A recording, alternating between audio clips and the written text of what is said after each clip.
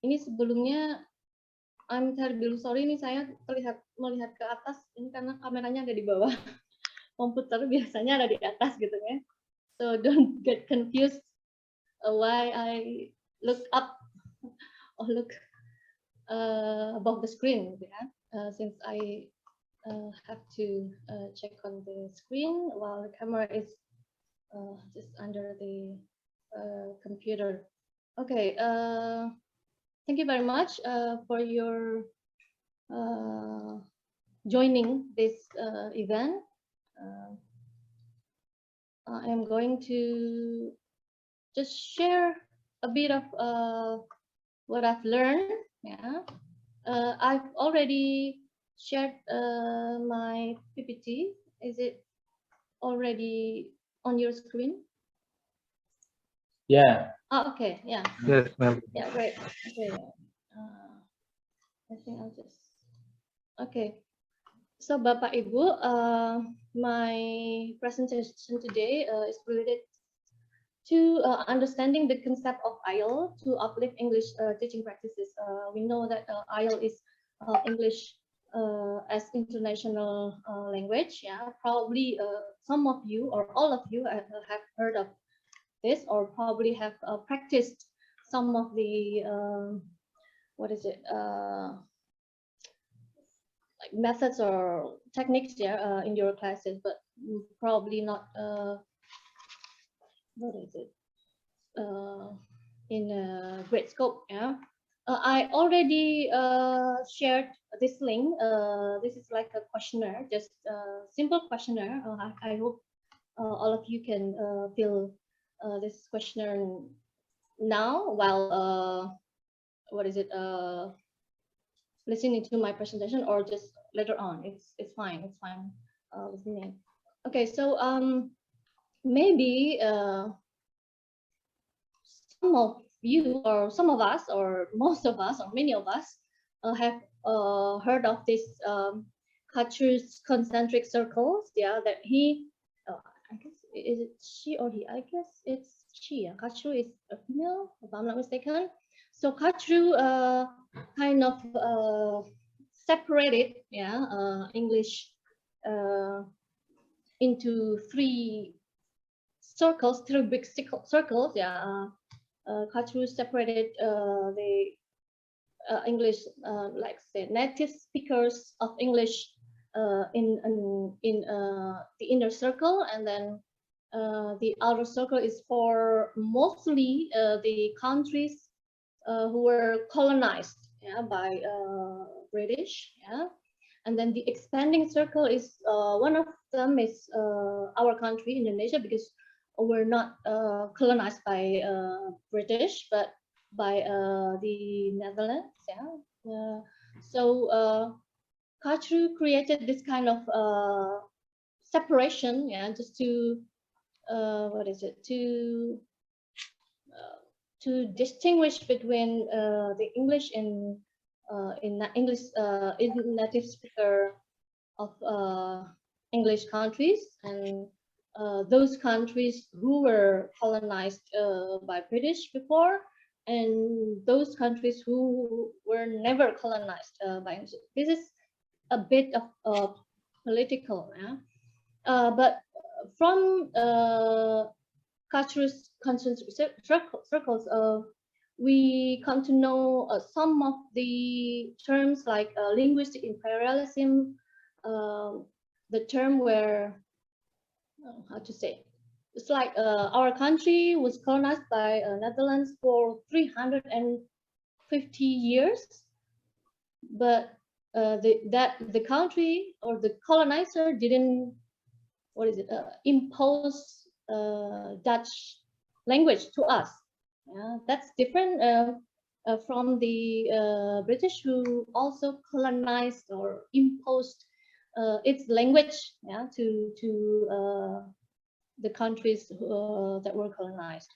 So that kind of influenced the nuances of English teaching. Let's say like 10 or probably 20 years ago, or probably 10 years ago, it is easier to check from English textbooks, Bapak Ibu. Like years ago, we kind of often found English textbooks that depicts or portrays, let's say, Halloween, or how to say, Valentine's Day, or like those kind of cultures that are owned, yeah, by native speakers of English. But nowadays it's kind of shifted. So this kind of shift is also fueled by EIL, English as International Language, and ELF, English as lingua franca, and also the term word Englishes. So I took only one result of research from Bu Happy Adityarini and Wakida. Bu Happy is also one of the lecturers in our department. She, in 2020, she kind of investigated English textbooks, yeah, 3 English textbooks in Indonesia, and then she kind of scrutinized like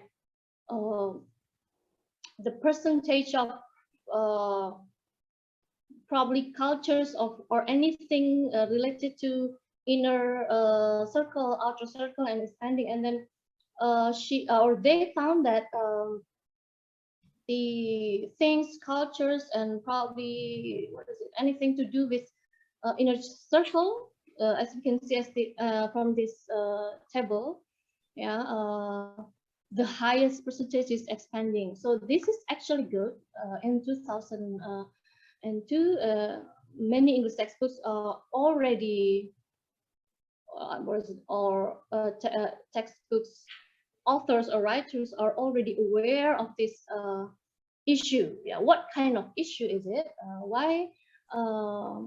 Like probably 20 years ago, we still found like only Halloween's or Valentine's Day in every or mostly English textbooks. But now we can also find, let's say, Sangkuriang or Maling Kundang text, or probably a tourist place or tourism spot from Thailand, from Vietnam, or from Singapore. What does it have to do with this kind of issue? I'm not going to talk more about ELF, yeah, because we know that it is kind of, let's say, since 1967, yeah, English has become, let's say, the de facto lingua franca of ASEAN. So if we want to communicate with countries within the scope of ASEAN, then we use English. But we heard that Bahasa Indonesia or Bahasa Melayu is going to be promoted, yeah, as the lingua franca of ASEAN language. So this kind of thing leads to the current status of English. Yeah, if in the past we kind of like English teaching practice is like leaning more to how to say westernized, yeah, westernized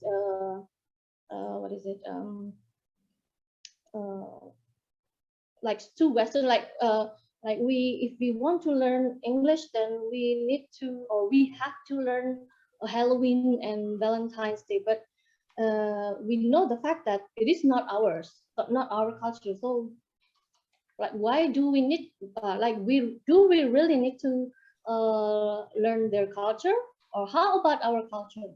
So this kind of ELF, World Englishes and EIL, tries to promote the idea that we learn English to communicate our ideas and cultures to others, so that our own identity is also portrayed or depicted. So probably long ago, when we learned English, I remember when I learned English in my high school, yes, I wanted to sound like American. and I learned things related to Western American, British, and so on and so forth. But is it really what I need? How about I talk or communicate in English, like probably with people from Asia? Should I sound like American? We know that the fact that we are not American or probably British, but like, should I sound like them when I speak to people from Asia or probably from other English-speaking countries? So that's the question that is raised by this kind of terms, Bapak Ibu. And then the term English itself, portrays the diversity of English as a global language, distinguishing the growth and existence of a large number of national, regional, and social forms. So English is not only owned by American or British or Australian. So let's have a look at this a diagram. In the past, English was identical to native speakers countries. So that's why like ESL, EFL was still, what is it? Let's say flourished, in the past. And then we only, what is it? Depend on American or British or standard English itself. And then the terms like native speakerism and native speakers cultures were very bold, in the past. But nowadays, those kind of scholars who promote kind of ELF, EIL, and then word English is condemned the ownership, the statement that English is owned by only this and that country. The fact English is now the national, so no country can say that English is mine. English is mine. No, English is ours. Yeah. So the terms like EFL, EIL is very familiar, to us nowadays. So when we learn language, we also need to learn the culture. Yes, but whose culture? So here, the EIL, EIF, and also word English is spirit. Yeah, they want to make sure that when we or students learn English, and then we also need to present our identity. So that's why we also need to be able to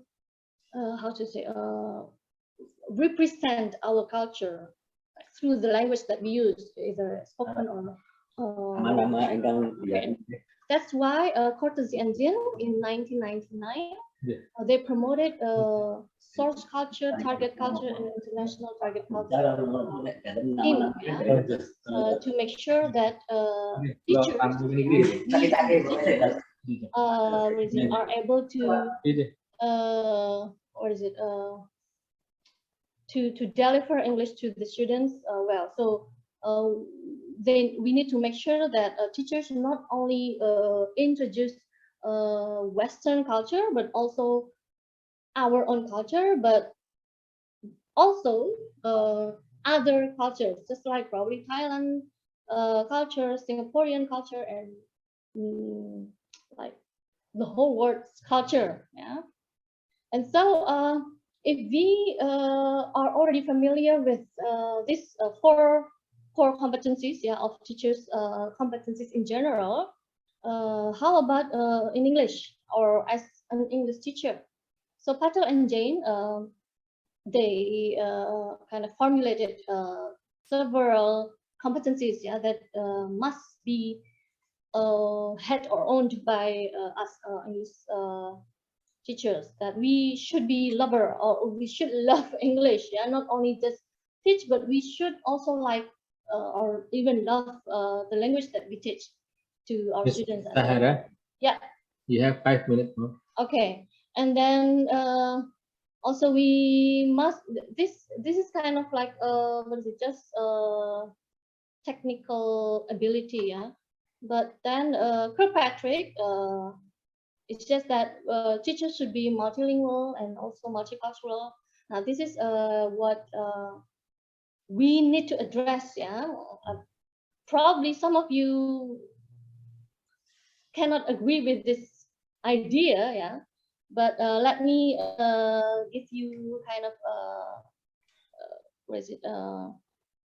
This is what I did like a long time ago. I kind of shared the same questionnaire to some English teachers, and those who filled the questionnaires are like mostly junior high and senior high school teachers, and then most of them, many of them have taught more than 5 years, but also some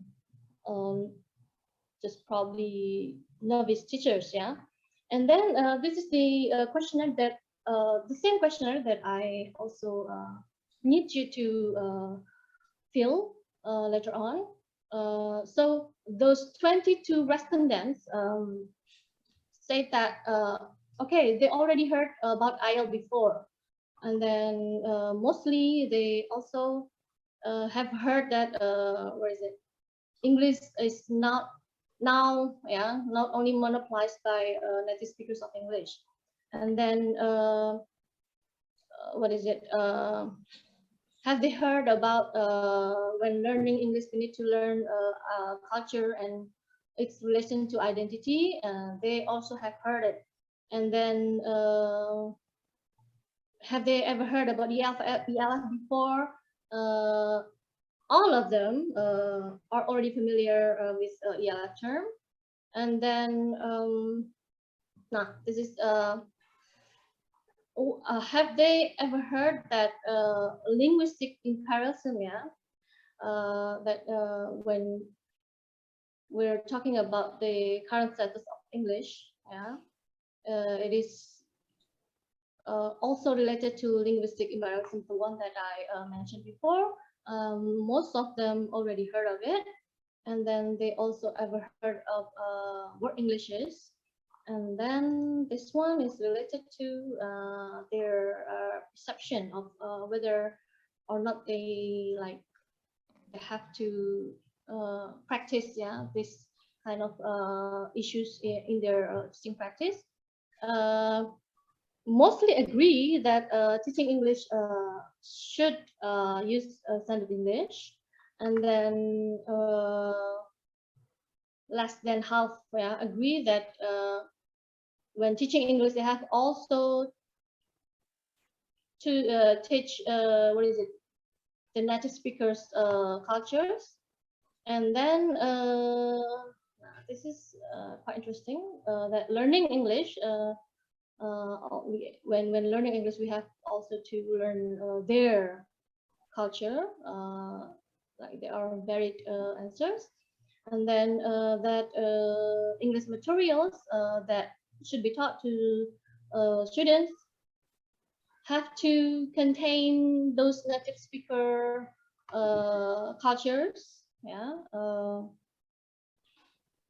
Yes, many of them don't agree. Now this is quite the answers that I was looking for, yeah. So that they're already aware of the relation between the current status of English and how to teach English nowadays. And then many agrees that when teaching English, we need also to teach our own culture too. And then the English materials should also introduce other culture too. Mostly agree. This is already great. And then when we speak in English, we have to use their accent. They are varied, but yeah, many of them do not agree. And then when we speak in English, what is it? This is regarding accent, yeah, and Miss Syahara. Yeah. Okay. Unfortunately. Yeah. Okay. I'll just wrap it up. Yeah. Then this is the last one. So I'm raising the question to you, Bapak Ibu. What do you think of what I've talked a couple of minutes ago? So please feel free to fill the questionnaires. Thank you very much. I think that's all. Wassalamualaikum warahmatullahi wabarakatuh. Waalaikumsalam. Thank you, Pak Mujazim. Okay, thank you, Ms. Syahara, for the presentations. And now we are coming to the last presenter. Is talking about teaching, especially talking the speaking. Okay, Miss Susi, are you ready there? Yes, I'm ready. Okay. You hear my voice, Pak? Yeah. Yes, The topic okay. is building critical thinking and problem solving skill through